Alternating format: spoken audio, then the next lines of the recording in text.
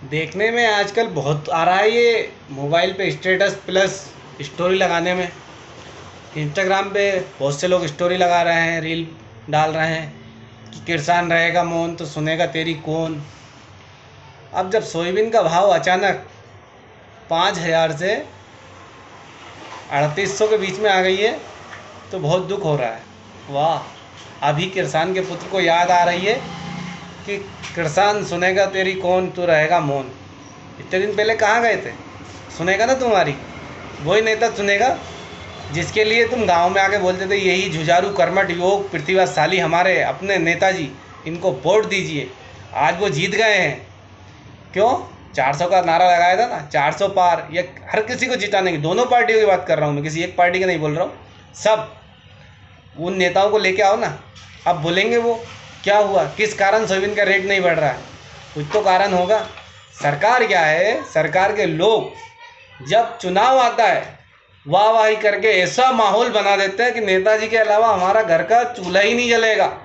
और किसान का बेटा अब जब 5,000 की सोयाबीन है, अब वो 3800 के भाव में आ गई है। किसान एक ऐसा व्यक्ति है जिसकी हर फसल पे कोई एमआरपी नहीं लिखी है, वरना आप देख लीजिए चिप्स, कुरकुरे, बिस्किट, हर चीज़ जो उद्योगपति बनाते हैं उस पर एमआरपी लिखी है। उस एमआरपी से नीचे नहीं बिक सकती वो। क्यों? उसकी एमआरपी, उनकी चीज़ों पे एमआरपी लिखी रहेगी, हमारी पे क्यों नहीं? किसान की पे क्यों नहीं? क्यों? क्योंकि किसान का पुत्र तो बड़ा भोला है, बाकायदे प्रचार करता है, माहौल बनाता है गांव का। जब किसी को जिताने के लिए आप इतनी ताकत लगा देते हैं कि रात दिन एक करके अपने गांव की पोलिंग उनके फेवर में जिताने की वादा करते हैं कि नहीं नहीं हम तो हमारी पोलिंग जिता के देंगे। क्यों भूल गए? इतनी जल्दी भूल गए? जाके कीजिए ना नेताजी से कि अब क्या हुआ नेताजी, हमारी सोयाबीन का तो भाव नहीं बढ़ रहा है। क्यों? क्योंकि विदेश से तेल आ रहा है, इसलिए तुम्हारी सोयाबीन का भाव नहीं बढ़ रहा है। ये फर्क है, इस बात का जवाब करो नेताजी से।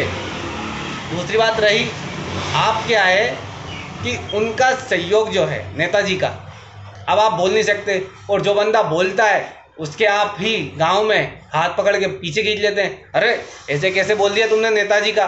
किसी रैली में अगर आए, जैसे तैसे नेताजी गांव में किसी रैली में आते ही हैं, हमने विकास कार्य कर दिया, हमने ये कर दिया। अरे करा कुछ ना हो।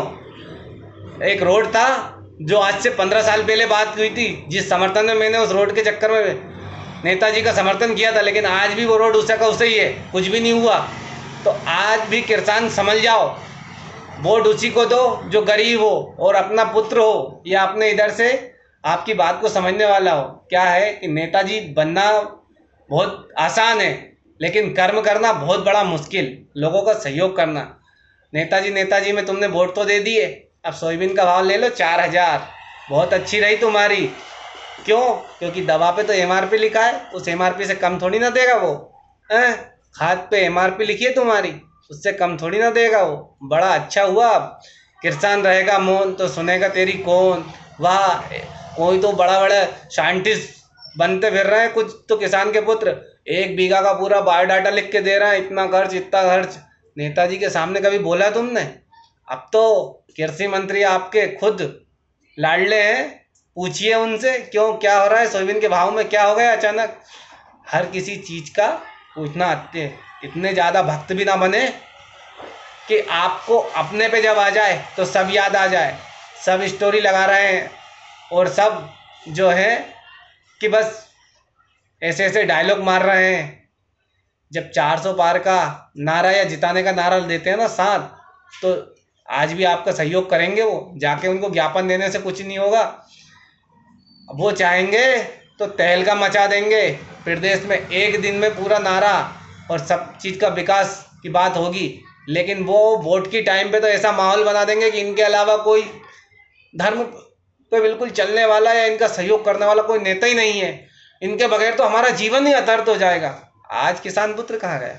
आज भी तो ध्यान दे सकता है किसान पुत्र। जब तुम पे आई ना तो तुम्हें सब याद आ गई, अब नेताजी को याद नहीं आएगी कि किसान की सोयाबीन क्या भाव बिक रही है।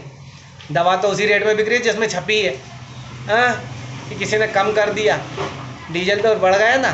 बहुत सारे बाकायदे स्टोरी डाल रहे हैं कि 150 का रिचार्ज 300 में हो गया है। लेकिन ये भी हो रहा है कि 5500 की सोयाबीन 3800 में बिक रही है। ऐसी स्टोरी डाल रहा है ना लोग, तो स्टोरी डालने से कुछ नहीं होता। पहले आप लोग खुद जागृत हो जाए कि कल से अगर कोई वोट लेने आए तो हमारे किसानों के बीच में हमारा ही बच्चा जीते जो हम पे ध्यान दे, वरना ऐसे ही वोट दे दीजिए। अरे भैया, तुम्हारे एक वोट से बहुत फ़र्क पड़ता है। आज जो मांग कर रहे हो ना, इसके चक्कर में अगर किसी गरीब और एक किसान पुत्र को वोट दिए होते ना, तो वो ऊपर तक बात करता कि किसानों के साथ ये अन्याय हो रहा है। पर वो क्या कह रहे, उनको कोई मतलब ही नहीं है। उनका देश में हर एक वोटर को ध्यान देना चाहिए।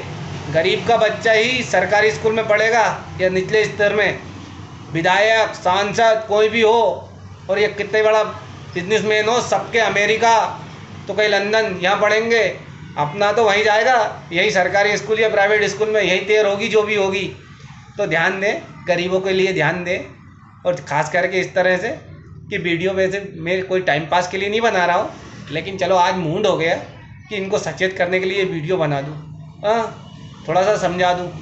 आप वो जो समझ है वो मेरी समझ की जगह पर, कि तुम इतने ज्ञानी तो हो नहीं जो हमें ज्ञान दे सकते हो। लेकिन एक बात की बात हो गई है कि आप सभी को बता दूँ कि आपका एक वोट आपके बच्चे के भविष्य के, आपके भविष्य के लिए तय करता है। इसलिए किसी के कहने या बहकावे में वोट ना दें। जब गांव की पोलिंग जिताने का जिस बंदा ने आपका उस टाइम ठेका लिया है, उसने बोला कि मैं जिता के दूंगा, तो आज क्यों ना दे रहा है?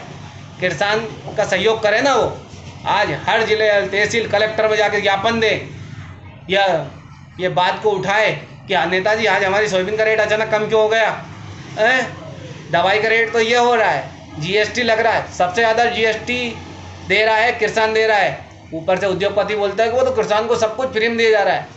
अरे 1200-1500 लाडली बहन के लेके, 2000 सम्मान निधि लेके बड़े खुश हो रहे हैं ना। अब फसल का भाव का अब आया ध्यान, अब देखिए आप, किसान रहेगा मौन तो सुनेगा कौन। अरे किसान तो एक दिन में सारा तख्ता पलट दे, लेकिन मन में भी तो हो। उसको तो ऐसा बना दिया कि जिस तरफ धक्का दिया उस तरफ ही वोट दे दिया उसने।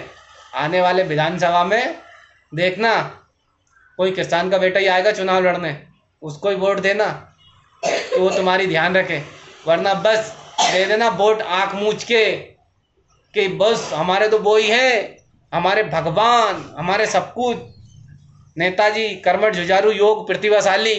अब वो प्रतिभाशाली आपका सहयोग करने में पीछे हट गए हैं, अब तुम्हारा ध्यान नहीं दे रहा है वो। उनको अपनी अपनी पड़ी है, आज ये उत्साह तो फलाना उत्साह। अरे किसान का हो गया उत्साह, कर्जे में और हो जाओगे। फिर कहोगे हम तो कर्जा, हमारे कर्जा पटाओ, कर्जा मुक्त करो हमें।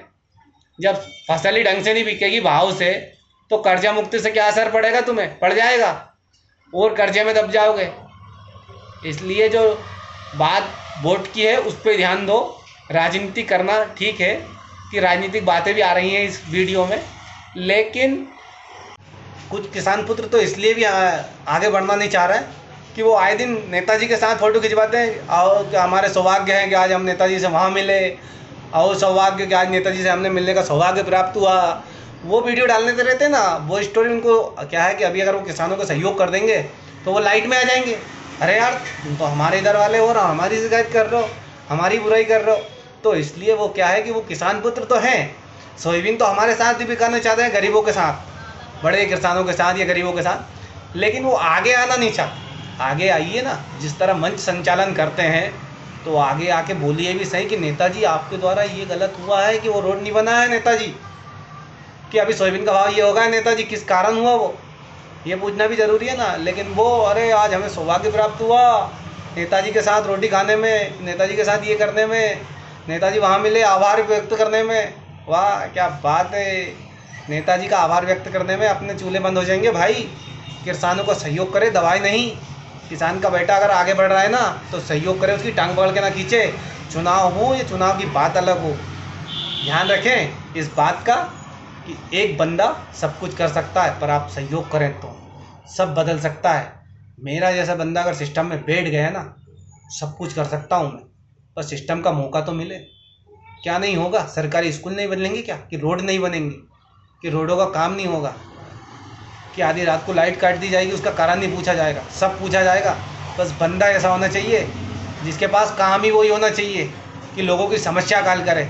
वो नहीं कि वो समस्या के हल तो देखे बाद में वोट लेने के लिए अपनी गली गली आ जाए और बस बाद में अपने काम करते फिरे, विदेशों में घूमता फिरे, अपना बिजनेस सेटअप करता फिरे।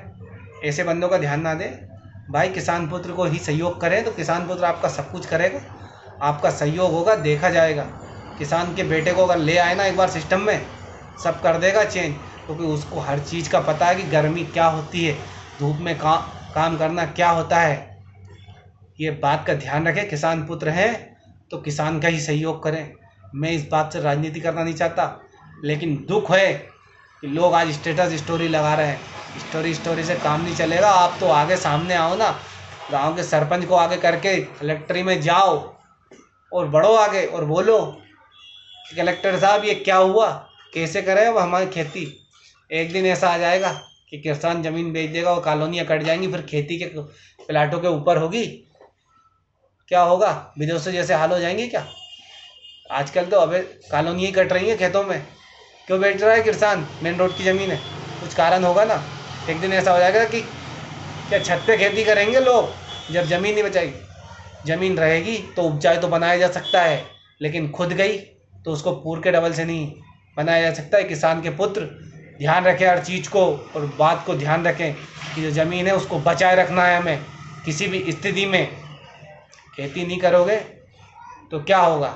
इसलिए किसान तो हाथ जोड़ के विनती है, हाथ जोड़ के, कि किसानी का ध्यान रखें और किसानों का सहयोग करें। भाई का किसान बहुत